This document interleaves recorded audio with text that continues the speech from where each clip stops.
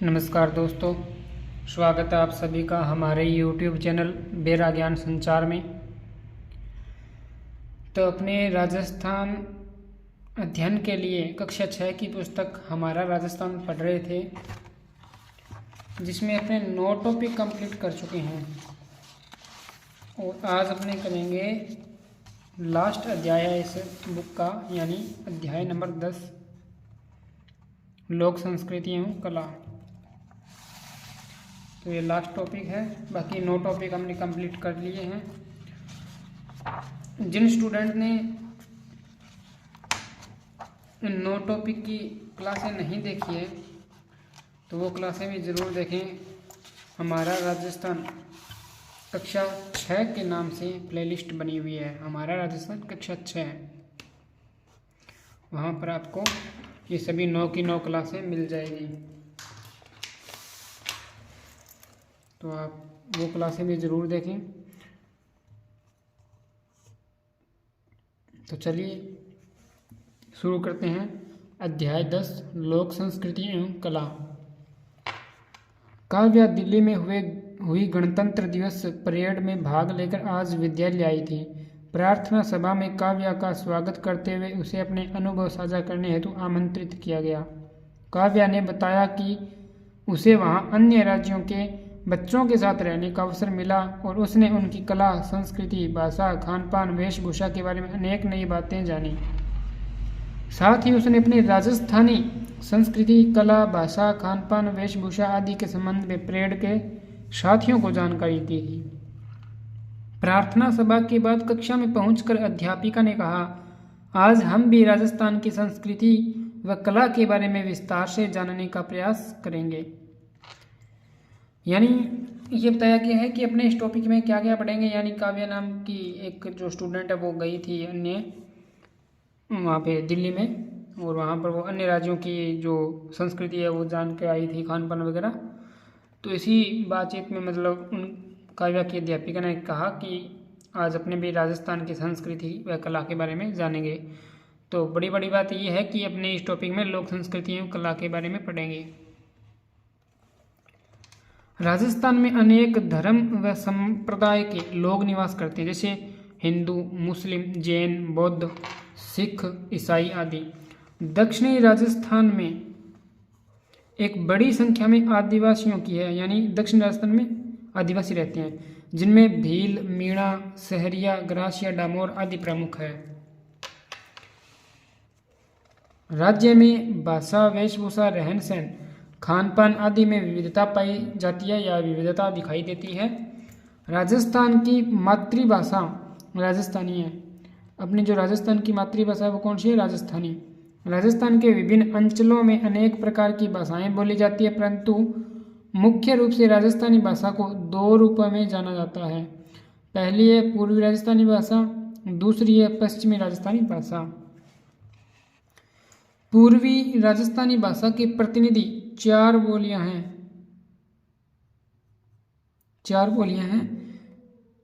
जिनमें ढूंढाड़ी जो जयपुरी, हड़ौती, मेवाती व अहिरवाटी है। ढूंढाड़ी को जयपुरी भी कहते हैं।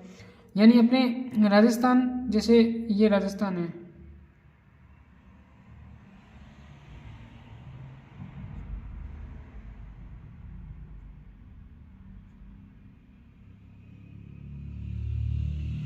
इसलिए राजस्थान है।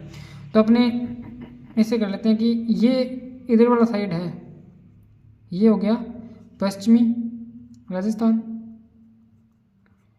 और ये हो गया पूर्वी राजस्थान। तो इस साइड में अपने पश्चिमी राजस्थानी भाषा बोली जाती है, इस साइड में पूर्वी। अब इनको भी 4 प्रतिनिधि बोलियों में बांट दिया गया है। पश्चिमी में है मारवाड़ी, मेवाड़ी, वागड़ी और शेखावाटी। पूर्वी में ढूंढाड़ी या फिर जयपुरी भी कहा जाता है, हड़ौती, मेवाती व अहिरवाटी। तो ये 4 प्रतिनिधियां बोलियां हैं। नेक्स्ट, हमारा राजस्थान सांस्कृतिक दृष्टि से विविधतापूर्ण है। यहाँ भाषा, वेशभूषा, खान पान, रीति रिवाज आदि में भी अंतर देखने को मिलता है। इसलिए कहीं दाल ढोकला खाते हैं तो कहीं दाल बाटी, कहीं बाजरे का खींच, कहीं मक्का की रोटी तो कहीं केर सांगरी। तो ये अपने राजस्थान का खान पान है। जैसे फोटो भी दे रखी है, दाल बाटी है, ये घेवर है, ये चूरमा है। नेक्स्ट ये बाजरे का खींच है, फिर केर सांगरी की फोटो दे रखी है और मक्का की रोटी की। नेक्स्ट है वेशभूषा। राजस्थानी वेशभूषा अपने चटक रंगों के लिए जानी जाती है। पारंपरिक राजस्थानी परिधान काफ़ी सुंदर और आरामदायक होते हैं। महिलाएं घाघरा चोली और रंग बिरंगी गोटा लगी ओढ़नी पहनती है। पुरुषों का पारंपरिक परिधान धोती कुर्ता और कुर्ता पायजामा है। स्वाभिमान व सम्मान का प्रतीक मानी जाने वाली राजस्थानी पगड़ी बहुत आकर्षक होती है। यानी स्वाभिमान और सम्मान का प्रतीक क्या है, तो वह है राजस्थानी पगड़ी। वर्तमान में पश्चिमी वेशभूषा का प्रभाव बढ़ता जा रहा है, फिर भी राजस्थान की बहुरंगी वेशभूषा प्रभावित करती है। नेक्स्ट, मनोरंजन के पारंपरिक साधन। मनोरंजन जीवन का अनिवार्य अंग है। राजस्थान के विभिन्न अंचलों में स्थानीय एवं सहजता से उपलब्ध पारंपरिक साधनों द्वारा मनोरंजन किया जाता है। राजस्थान के ग्रामीण निवासी स्थानीय एवं सहजता से उपलब्ध साधनों द्वारा मनोरंजन करते हैं। ग्रामीण क्षेत्रों में बच्चे गिल्ली डंडा, सितोलिया, लुक्का छिपी जिसे आंख मिचौनी भी कहते हैं, घोड़ादड़ी, मारदड़ी, लट्टू चक्कर, कंचे का खेल आदि खेलते हैं। चौपड़ और चौसर कपड़े पर बनी बिसात पर खेले जाते हैं, तो ये ध्यान रखेंगे, चौपड़ और चौसर ये दोनों कपड़े पर बनी बिसात पर खेले जाते हैं। चरबर, नरछड़ी आदि जमीन पर बनाकर खेलते हैं। अन्य जन समुदाय के मनोरंजन के लिए सपेरे, कालबेलिया, मद्दारी, जादूगर, पतंगबाजी और कठपुतली आदि खेलते हैं। लोक नाट्य शैली में ख्याल, हेला, गवरी, तमाशा, तुर्रा कलंगी, रासदारी, रामलीला, दंगल, स्वांग, नौटंकी, भवई आदि हैं। इन पारंपरिक खेलों के साथ साथ आधुनिक खेल एवं मनोरंजन के साधन भी यहाँ की जीवन शैली में देखने को मिलते हैं। तो ये मनोरंजन के साधन हैं। नेक्स्ट, सांस्कृतिक विविधता। राजस्थान में सभी पर्व व त्यौहार हर्ष एवं उल्लास के साथ मनाए जाते हैं, जैसे होली, दीपावली, रक्षाबंधन, ईद, महावीर जयंती, गुरु नानक जयंती, क्रिसमस आदि। साथ ही यहाँ गणगौर, तीज, अष्टमी, अक्षय तृतीया आदि पर्व एवं मेले और गवरी, गेर, रम्मत नृत्य एवं लोकगीत हमारी परंपराओं को दर्शाते हैं। अब पढ़ेंगे अपनी गणगौर के बारे में। रंगीले राजस्थान का रंग बिरंगा त्यौहार गणगौर है। गणगौर चैत्र शुक्ल तृतीया से आरंभ होता है।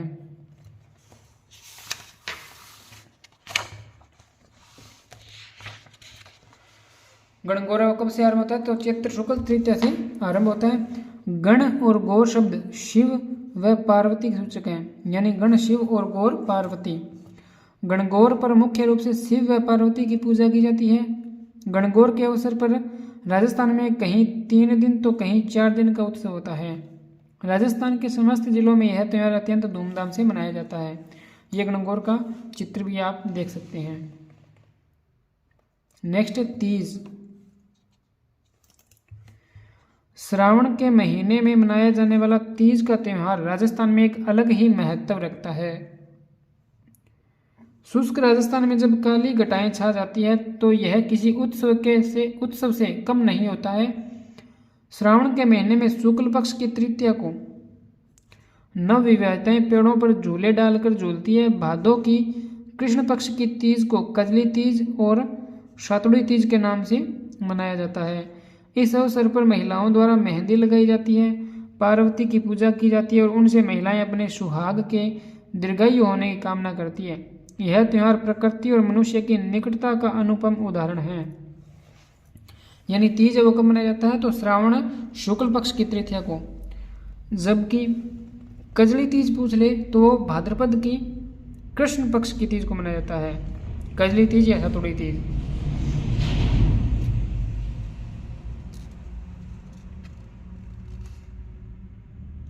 और गणगौर, तो गणगौर चैत्र शुक्ल तृतीया को। नेक्स्ट है शीतलाष्टमी। होली के 8वें दिन चैत्र कृष्ण पक्ष की अष्टमी को शीतला देवी के पूजन के लिए शीतलाष्टमी का त्यौहार मनाया जाता है। इस दिन बासुड़ा भोजन यानी एक दिन पहले बनाया गया भोजन किया जाता है।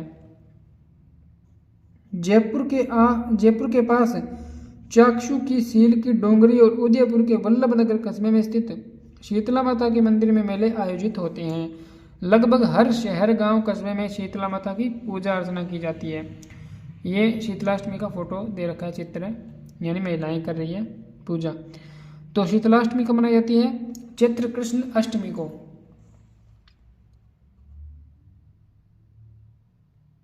और बासुड़ा भोजन है वो किया जाता है, यानी एक दिन पहले जो भोजन बनाया जाता है वो किया जाता है। नेक्स्ट है अक्षय तृतीया। इस दिन को आखा तीज भी कहा जाता है। इस दिन बिना मुहूर्त निकलवाए सभी मांगलिक कार्य किए जाते हैं। इस दिन गेहूं, बाजरा, तिल, जौ आदि की पूजा की जाती है। इस दिन गेहूं व बाजरे का खीच भी बनाया जाता है। नेक्स्ट है ये गतिविधि में इन्होंने पूछा है कि इन स्थानीय त्योहारों में आपके यहाँ कौन सा त्यौहार मनाया जाता है, उसका वर्णन कक्षा में सुनाइए। तो ये छोड़ो। नेक्स्ट राजस्थान के प्रमुख मेले। तो त्योहारों में अपने क्या क्या पड़ा, गणगौर। तो गणगौर कब मनाई जाती है, चैत्र शुक्ल तृतीया को। फिर तीज है वो श्रावण शुक्ल तृतीया को, जबकि कजली तीज या सातुड़ी तीज पूछ ले तो भाद्रपद कृष्ण पक्ष की तीज को। तीज तो श्रावण शुक्ल तृतीया को, जबकि कजली और सातुड़ी भाद्रपद कृष्ण तीज को। शीतलाष्टमी होली के 8वें दिन यानी चैत्र कृष्ण अष्टमी को। और बासुड़ा भोजन किया जाता है। और अक्षय तृतीया है वो वैशाख शुक्ल तृतीया को। इसमें दिया हुआ नहीं है, लेकिन अक्षय तृतीया है वो वैशाख शुक्ल तृतीया को मनाया जाता है। इसे आखा तीज भी कहते हैं। अब पढ़ते हैं राजस्थान के प्रमुख मेले। पहला है पुष्कर मेला। अजमेर जिले के पुष्कर में कार्तिक पूर्णिमा पर भव्य मेला आयोजित होता है। इस अवसर पर विशाल बाजार लगता है और देश विदेश से पर्यटक आते हैं। यहाँ अनेक प्रतियोगिताओं का आयोजन होता है जिसमें मेलार्थी उत्साह से भाग लेते हैं। पुष्कर में सुप्रसिद्ध ब्रह्मा जी का मंदिर है और झील आकर्षण का प्रमुख केंद्र है। सायंकाल यहाँ दीपदान होता है। तो पुष्कर मेले में जो दीपदान है वो होता है सायंकाल के समय। और यहाँ पर सुप्रसिद्ध ब्रह्मा जी का मंदिर है, ये भी आप ध्यान रखेंगे। नेक्स्ट है कैला देवी का मेला। सवाई माधोपुर में कैला माता के मंदिर में चैत्र शुक्ल अष्टमी को विशाल मेला लगता है, जिसे लक्खी मेला भी कहा जाता है। चैत्र कृष्ण द्वादशी से चैत्र शुक्ल द्वादशी तक चलने वाले इस मेले में दूर दूर से भक्त आते हैं। इस पुस्तक में कैला देवी का मेला सवाई माधोपुर में देखा, यानी कैला माता का मंदिर, जबकि है कहाँ पर, ये करौली में है। वैसे देखें तो करौली में है ये, परंतु एग्जाम में आता है तो उसमें करौली ऑप्शन होता है, तो करौली ही सही आंसर माना जाएगा। अगर करौली और सवाई माधोपुर दोनों हैं तब तो वो डिलीट होने के चांस है, क्योंकि इसमें ये ऑथेंटिक बुक है। ऑथेंटिक बुक में भी ये सवाई माधोपुर दे रखा है। तो करौली हालांकि है कहाँ पे, कैला माता का मंदिर करौली में। अगर करौली आएगा तो करौली करेंगे, करौली नहीं आएगा सवाई माधोपुर आएगा तो सवाई माधोपुर आप आंसर करेंगे।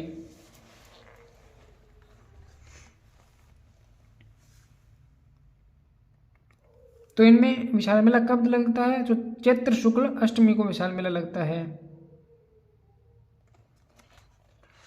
नेक्स्ट है महावीर जी का मेला।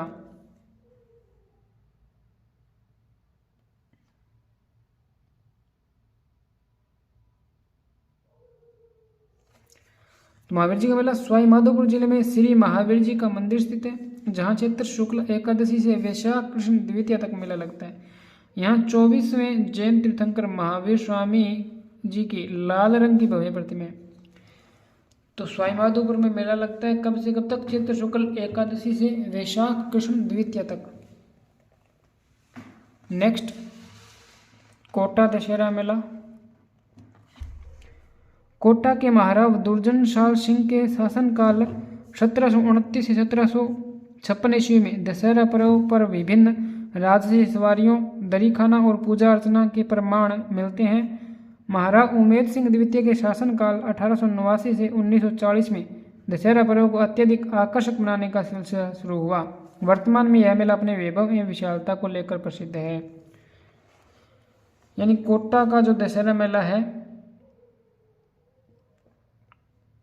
वो दुर्जनशाल सिंह के समय में शुरू हुआ था, जबकि अत्यधिक आकर्षक बनाने का काम है इस दशहरे मेले को वो कौन से राजा के समय में, तो महाराज उमेद सिंह द्वितीय के शासनकाल में, यानी 1889 से 1940 के मध्य। नेक्स्ट हरियाली अमावस्या मेला। उदयपुर में लगने वाले इस मेले की शुरुआत महाराणा फतेह सिंह ने 1899 ईस्वी में की थी। यहाँ प्रतिवर्ष हरियाली अमावस्या को भव्य मेला आयोजित किया जाता है। हिंदू सभ्यता में लोग इसे सावन की शुरुआत के तौर पर मनाते हैं। श्रावण माह के कृष्ण पक्ष में लगने वाला यह मेला सावन और उससे मिलने वाली खुशी का संचार करता है। तो हरियाली अमावस्या कब मनाई जाती है? श्रावण मास में, श्रावण अमावस्या को।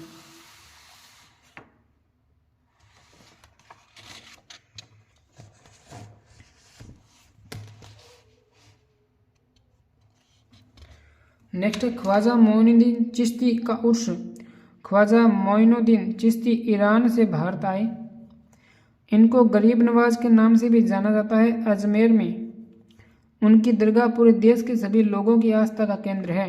इस्लामिक कैलेंडर के रजब माह की 1 से 6 तारीख तक अजमेर में ख्वाजा साहब का उर्स मनाया जाता है। यह मेला सर्वधर्म समभाव की अनूठी मिसाल माना जाता है। यानी ख्वाजा मोइनुद्दीन चिश्ती वो ईरान से आए थे और इनका जो उर्स लगता है वो रजब माह की 1 से 6 तारीख तक लगता है। नेक्स्ट है बेणेश्वर मेला। यह राजस्थान के आदिवासी समाज का सबसे बड़ा मेला है। कौन सा? बेणेश्वर। माघ पूर्णिमा के अवसर पर डूंगरपुर जिले में माही, जाखम और सोम नदियों के संगम स्थल पर यह मेला लगता है। इसमें लोग अपने दिवंगतों की अस्थियां भी प्रवाहित करते हैं। तो आदिवासी समाज का सबसे बड़ा मेला है, सोम माही जाखम के संगम पर लगता है माघ पूर्णिमा को। नेक्स्ट करणी माता का मेला। बीकानेर जिले में देशनोक के करणी माता मंदिर में यह मेला आयोजित किया जाता है। करणी माता बीकानेर शासकों की अधिष्ठात्री देवी है। इस मंदिर की विशेषता यह है कि यहाँ काले और सफ़ेद चूहे अत्यधिक संख्या में विचरण करते हैं। नेक्स्ट खाटू श्याम जी का मेला। सीकर जिले का खाटू श्याम जी का एक प्रसिद्ध स्थल है। यहाँ फाल्गुन के शुक्ल पक्ष की 10वीं से द्वादशी तक मेला आयोजित होता है। यानी फाल्गुन शुक्ल 10वीं से द्वादशी तक। नेक्स्ट बाबा रामदेव जी का मेला। जैसलमेर जिले में पोकरण कस्बे के पास रुणेचा नामक स्थान पर भाद्रपद माह के शुक्ल पक्ष की द्वितीय से एकादशी तक यह मेला आयोजित होता है। बाबा रामदेव राजस्थान के जाने माने लोक देवता हैं, जिनमें सभी वर्गों व धर्मों के लोगों की आस्था है। ये रुणेचा में लगता है और भाद्रपद शुक्ल पक्ष की द्वितीय से एकादशी तक, यानी दूज से 11 तक, अपने जैसे राजस्थान में कहते हैं ना। नेक्स्ट गलियाकोट का उर्स। डूंगरपुर जिले के सागवाड़ा तहसील के गलियाकोट कस्बे में फकरुद्दीन मौला की मज़ार है, जिसे मज़ार फकरी के नाम से जाना जाता है। यह दाऊदी बोहरा समाज की आस्था का बहुत बड़ा केंद्र है। यहाँ के उर्स में सभी वर्गों के लोग बड़ी संख्या में उत्साह से भाग लेते हैं। नेक्स्ट अन्य मेले। इन सभी मेलों के अतिरिक्त राजस्थान में अनेक मेले लगते हैं, जिसमें मुख्य रूप से सीकर जिले में जीण माता का मेला, अलवर का भरतृहरि मेला, जयपुर का डिग्गी कल्याण जी का मेला, पर्वतसर में तेजा जी का मेला और बाड़मेर का गोगा जी का मेला प्रसिद्ध है। इन्होंने बाड़मेर में भी दे रखा है गोगा जी का, परंतु गोगा जी का मेला कहाँ का प्रसिद्ध है? तो हनुमानगढ़ का प्रसिद्ध है गोगा जी का मेला, जो गोगामेड़ी में लगता है। गोगामेड़ी हनुमानगढ़।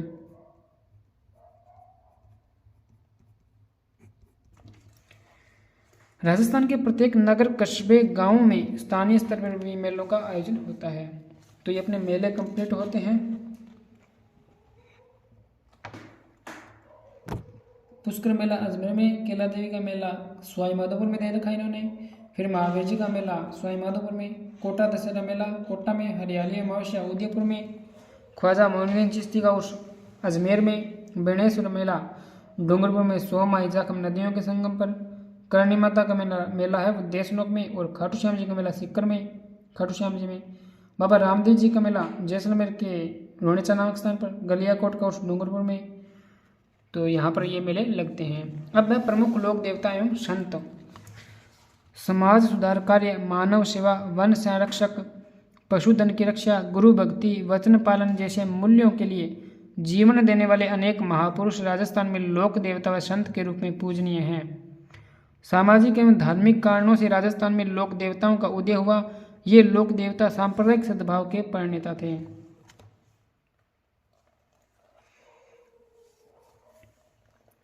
तो अपने पहले जो लोक देवता पढ़ेंगे वो है गोगा जी। राजस्थान के 5 पीरों में प्रमुख हैं रामदेव जी, पहले रामदेव जी है, दूसरे पाबू जी, तीसरे मेहाजी मांगलिया जी भी कहते हैं इनको, हड़बू जी और गोगा जी। यानी रामदेव जी, पाबू जी, मेहाजी, हड़बू जी और गोगा जी, ये 5 पीर हैं। गोगा जी चौहान शासक और गोरखनाथ से प्रभावित थे। भाद्रपद कृष्ण नवमी को गोगा नवमी के रूप में मनाया जाता है। इस दिन गोगा जी की पूजा अर्चना की जाती है। गोगा मेड़ी हनुमानगढ़ में महीने भर तक चलने वाला मेला लगता है। ये देखिए मैंने अभी बताया था ना आपको कि इसमें बाड़मेर दे रखा है, यहाँ पे दे रखा है गोगा मेड़ी हनुमानगढ़ में महीने तक चलता है गोगा जी का मेला। और वैसे बड़ा मेला कब पड़ता है तो भाद्रपद कृष्ण नवमी को गोगा नवमी के रूप में मनाया जाता है। नेक्स्ट तेजाजी। तेजाजी ने गोधन की रक्षा के लिए अपने प्राणों की बाजी लगा दी थी। भाद्रपद शुक्ल दशमी को पर्वतसर में तेजाजी की स्मृति में विशाल पशु मेला आयोजित होता है। कहाँ पर होता है? पर्वतसर में। तेजाजी की गाथा और गीत बहुत प्रसिद्ध है। तो ये तेजाजी का चित्र है, आप देख सकते हैं। नेक्स्ट पाबूजी। पाबूजी राठौड़ को ऊंटों के देवता के रूप में पूजा जाता है। पाबूमंड उनका मुख्य स्थान है। फट चित्रण में पाबूजी का जीवन क्षेत्र दिखाया जाता है। ये पाबूजी का चित्र आप देख सकते हैं, फोटो पाबूजी का है। नेक्स्ट रामदेव जी। रामदेव जी लोक देवताओं में सबसे प्रमुख एवं अवतारी पुरुष थे। वे सांप्रदायिक सौहार्द के प्रेरक थे। मुस्लिम समाज भी उनको राम सा पीर के रूप में मानते हैं। रामदेवरा में भाद्रपद माह में विशाल मेला आयोजित होता है। ये रामदेव जी का फोटो आप देख सकते हैं। यानी सांप्रदायिक सौहार्द के प्रेरक थे, यानी यहाँ पर हिंदू मुस्लिम दोनों संप्रदाय के ही लोग आते हैं और दोनों ही रामदेव जी को मानते हैं। मुस्लिम समाज के लोग हैं वो रामदेव जी को राम सा पीर कहकर मानते हैं। और इनका मेला है वो भाद्रपद माह में लगता है। कब लगता है? पहले अपने पढ़ के आए हैं रामदेव जी का मेला, तो ये लगता है भाद्रपद दूज से 11 तक, यानी भाद्रपद शुक्ल पक्ष की द्वितीया से एकादशी तक। इन सब के अतिरिक्त मल्लीनाथ जी, देवनारायण जी, हड़बू जी आदि भी राजस्थान के प्रमुख लोक देवता माने जाते हैं। नेक्स्ट है मीराबाई। ये मीराबाई का चित्र आप देख सकते हैं। मीराबाई का जन्म मेड़तिया राठौड़ वंश में कुड़की ग्राम मेड़ता में हुआ। भक्तिमती मीराबाई का विवाह मेवाड़ के सिसोदिया वंश के महाराणा कुमार भोजराज के साथ हुआ। बचपन से ही कृष्ण भक्ति में मीरा का मन रम गया। मीराबाई के विवाह के कुछ समय पश्चात उन्हें वैधव्य का दुख झेलना पड़ा। वे संसार से विरक्त हो गई।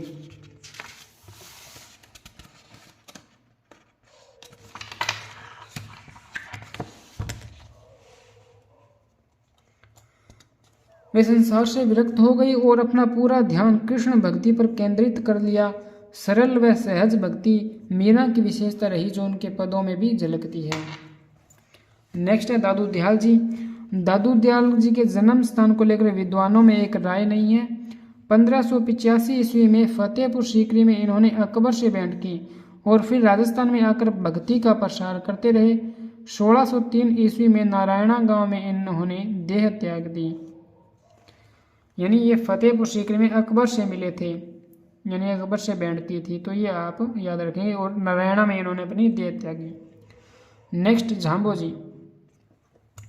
झांबो जी महाराज विश्नोई संप्रदाय के प्रवर्तक थे। इनका जन्म विक्रम संवत 1508 की भाद्रपद कृष्णा अष्टमी को पीपासर नागौर नामक गांव में हुआ।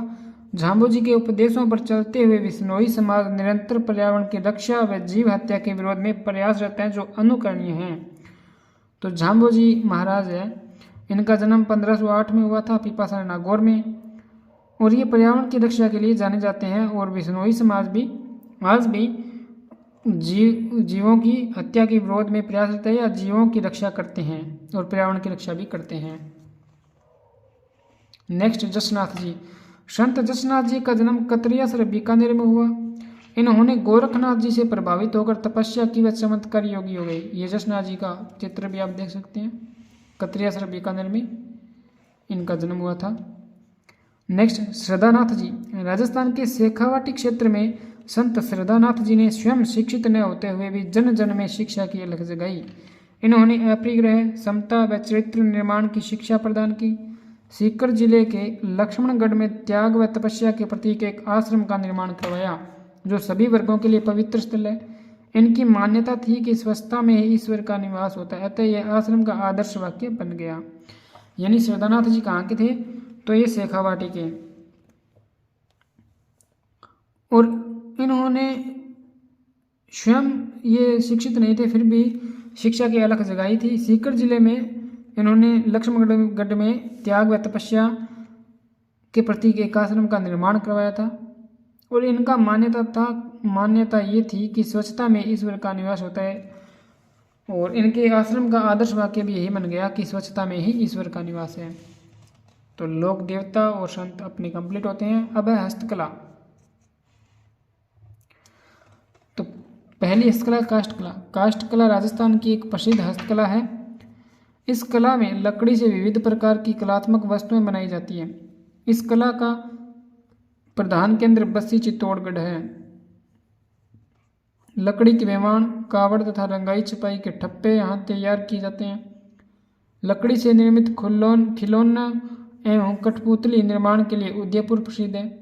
जेठाना डूंगरपुर लकड़ी की मूर्तियों के लिए, शेखावाटी और बीकानेर फर्नीचर के लिए जाना जाता है। तो काष्ठ कला के लिए प्रधान केंद्र बस्सी चित्तौड़गढ़ है, परंतु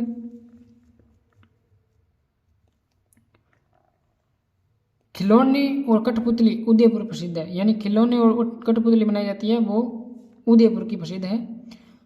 जबकि प्रधान केंद्र बस्सी चित्तौड़गढ़ में कौन कौन सी चीज़ें बनाई जाती है, लकड़ी के मेवाड़, कावड़ या रंगाई छपाई वाले ठप्पे, तो ये बस्सी चित्तौड़गढ़ में। और जेठाना डूंगरपुर में लकड़ी की मूर्तियाँ बनाई जाती है। शेखावाटी बीकानेर में फर्नीचर बनाया जाता है, यानी यहाँ का प्रसिद्ध है। नेक्स्ट मूर्ति कला। राजस्थान अपने संगमरमर के लिए प्रसिद्ध रहा है। विभिन्न स्थानों पर अलग अलग प्रकार के पत्थर पाए जाते हैं। इस कारण यहाँ मूर्तियां में पत्थरों पर बारीक नक्काशी का काम किया जाता है।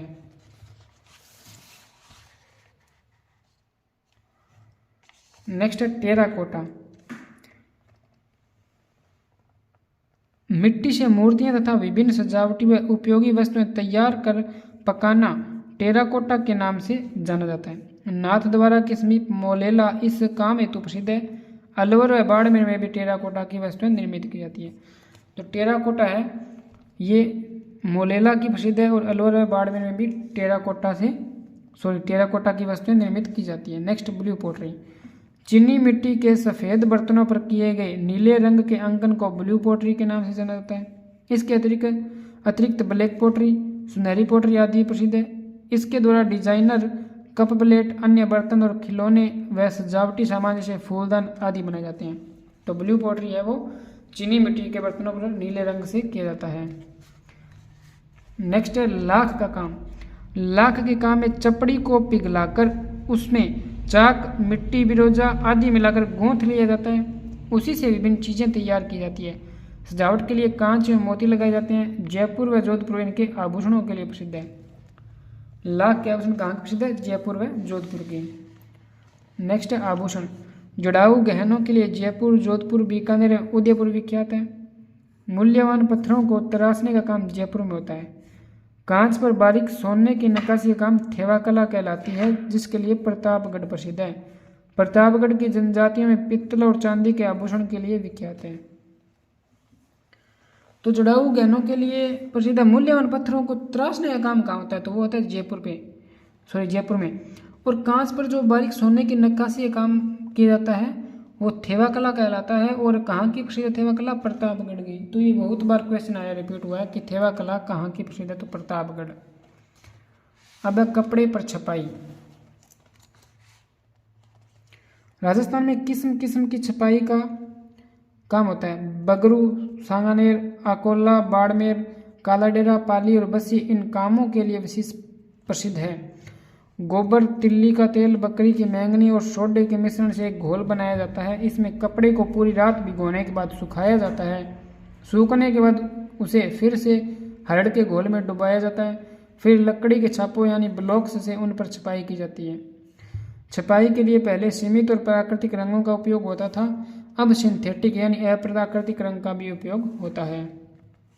नेक्स्ट है कशीदाकारी एवं गोटाकारी। राजस्थान के अनेक स्थानों पर कपड़ों पर कशीदाकारी भी की जाती है। कशीदों में मुख्यतः पशुओं के चित्र उकेरे जाते हैं।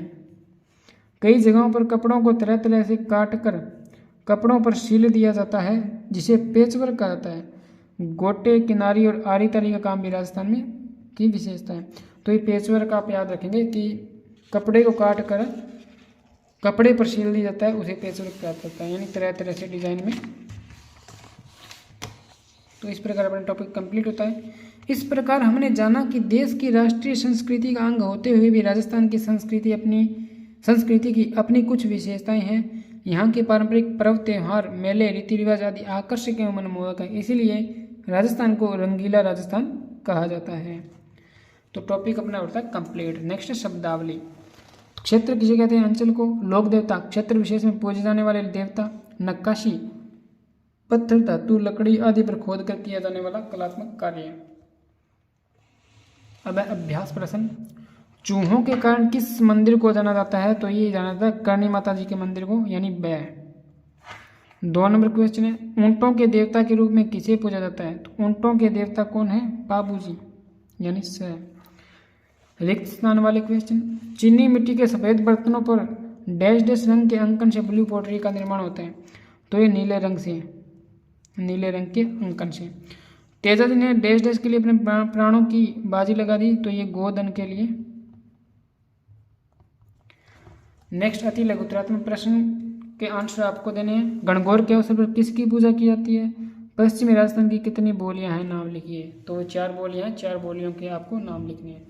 तो इन दोनों क्वेश्चन को के आंसर है वो आपको कमेंट बॉक्स में कमेंट करना है। और इसी के साथ अपना ये टॉपिक कंप्लीट होता है और ये बुक भी अपनी कंप्लीट होती है। इसमें 10 टॉपिक थे, 10 के 10 टॉपिक मैंने कंप्लीट करवा दिए। तो आपको ये क्लास कैसी लगी कमेंट बॉक्स में ज़रूर बताएं और इस क्लास को ज़्यादा से ज़्यादा लाइक एवं शेयर ज़रूर करें। इसमें 10 टॉपिक है, 10 के 10 मैंने करवा दिए इन 10 क्लास में।